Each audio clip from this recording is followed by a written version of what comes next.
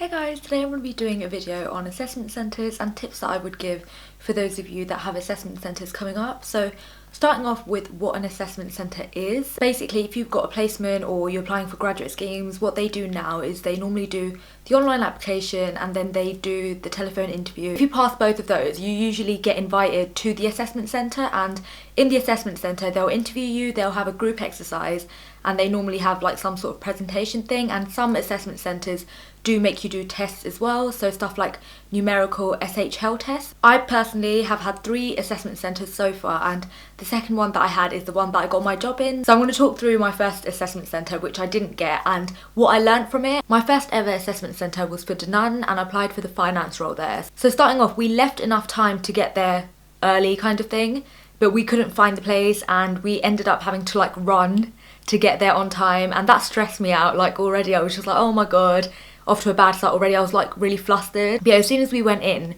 we had to do the group exercise as well, so I felt like we were like thrown in straight away kind of thing. And oh my gosh, like looking back now, I failed that group exercise so badly.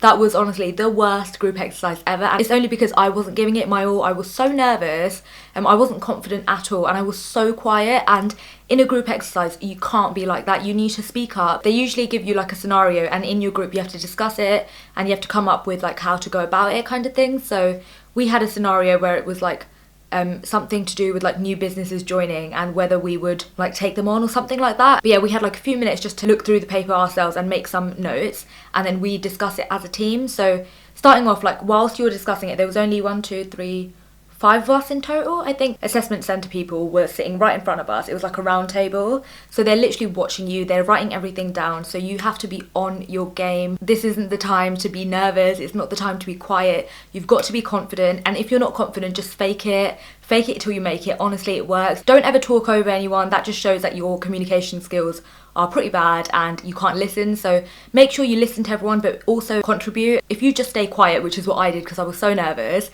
you will just fail. After we discussed it as a group, we actually had to present it. Obviously they already know what we were planning on saying and everything, but the reason they make us do this is to see how we can present and our presentation skills basically. So again, for this I got so nervous. I don't understand why. Like, I'm normally quite a confident, like talkative person, but at this assessment centre that didn't come across at all. Like, I just came across really quiet and just really shy. I did improve massively in my second one, but yeah, this first one I flopped so badly. So I think overall the group task lasted about 25 minutes maybe. So in summary, some of the tips that I would give for the group exercise. Number 1 is obviously participate in the discussion.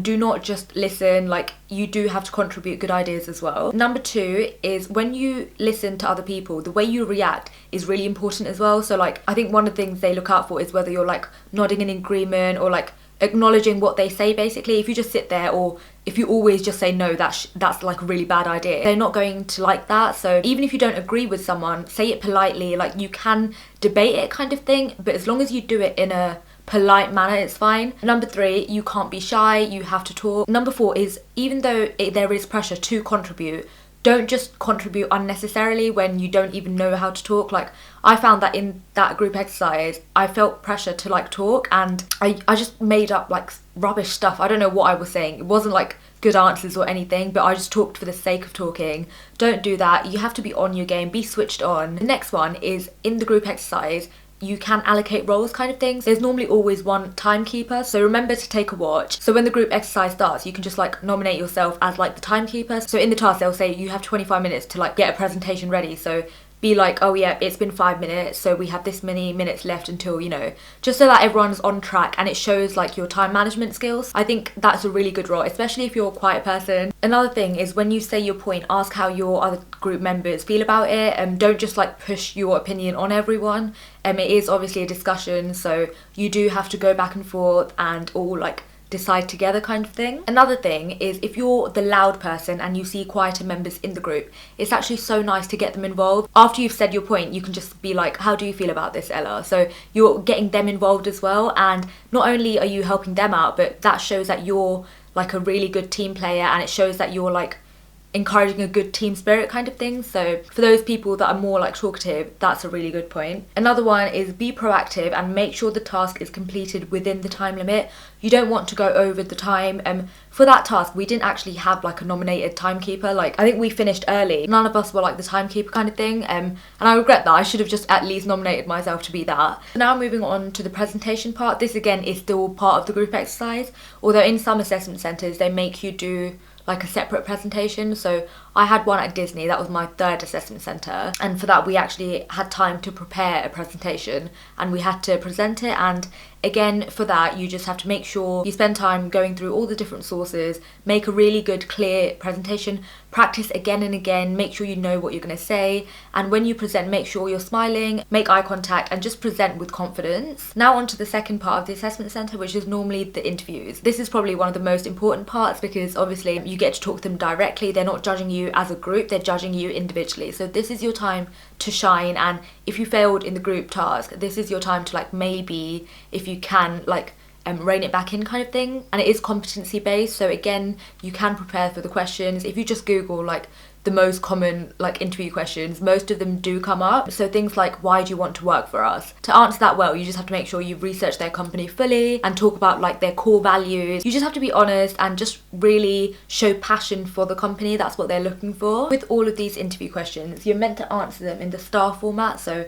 you've got the situation, task, action and result. You have to actually go into detail, and the most important part is the action and result part. They want to see how you overcame whatever it was. I'll leave a few links below to like STAR format answers, and they're just like really good examples. So it's honestly just practice with these interview questions. If you've practiced well, none of these questions are going to surprise you. I did so much research, wrote down all my answers for all these interview questions, and when I went there I think there was only like 1 or 2 surprise interview questions. Everything else I'd prepared for. Because these are competency, you have to make sure you know what experience you have and how they fit in. I think one of the questions they asked me was like, tell me about a time you showed leadership skills. So for that I just talked about my NCS, the challenge. You just have to go through all the experience you have and see what skills you gained from each thing. Another important thing is in the interview, make eye contact. This shows your confidence. If they're giving you a handshake, make it a firm handshake, don't be weak. And I think my interview lasted about 20 to 25 minutes, which is quite long, but again it goes by so quickly because you're just talking like non-stop. So after interviews we had like a little bit of a break, we had lunch, they showed us around like the office, and then we came back and we had to do our tests. And we had 2 tests. One was the numerical one, which is the SHL one, and the other one was the verbal one, I think. But yeah, these are really hard and you just need to practice. Like online there are a few resources, so just practice again and again. So yeah, that was pretty much it for the first assessment centre. We did our tests and then we went home. I feel like that first assessment centre really taught me so much, and I knew what I had to do in my next one. I knew where I went wrong, I knew what to expect. So even though I didn't get the job for that one, I was so happy because I learned so much from it, and I applied everything that I learned into my second assessment centre and I did get the job. So yeah, it does work out in the end. You just have to be persistent, just keep applying, go to all the assessment centres you get invited to because it is good experience. So I'm just going to go through some of the final tips just like to summarise this whole video. When you go in, obviously dress well, be professional. I normally always wear a black blazer, a black top and a black pencil skirt. Number 2, firm handshake. Number 3, get involved, be confident. Number 4, make eye contact, be friendly, smile. They are still human, they want to know that you're a nice person. To an extent you do have to be formal, but if you're going to be like robotic, I don't think that's going to come across well. So just be friendly, smile. Next one is don't lose concentration. It is a long day. I think for me most assessment centres were like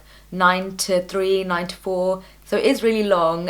You do get breaks in between. There is a lot of waiting around though. You just have to make sure your energy is high throughout and you're positive and you're just focused. Also, don't put all your eggs in one basket. So for example, if you've done really well in the group exercise, don't get cocky and think, oh, the interview, the test, I'm gonna pass it, I'm like sorted. I think they are looking for like an all-rounded person, so you do have to perform quite well in each of the tasks. Another one is don't be the really dominant person, and they don't want someone that's like overly like talkative and overly like bossy. I think sometimes in the group exercise when you do talk first, that shows initiative and that shows that you're confident, so that is really good. Fine line between that and being like extremely dominant, so make sure you don't cross that line. I feel like if you're nervous it will affect your performance in all of these tasks and not in a good way, so just try and be confident and just think of it as an experience and you learn so much from it, and If you get the job, then amazing. If not, don't worry, there's always the next assessment centre. There are so many jobs out there, so don't be disheartened just because you didn't get one or two. Like,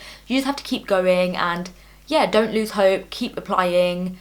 Keep going to all the assessment centres you get invited to, keep practicing for your interviews, and yeah, I'm sure you guys will get the job. Also, I'm going to be doing a story time on 2 really bad interviews that I had. One of them was actually my assessment centre, and my skirt ripped and it was just shambles. And also I'm going to talk about this telephone interview that I had, which was awful. I think that video will be up next week, so look out for that. But yeah, thank you so much for watching. Bye!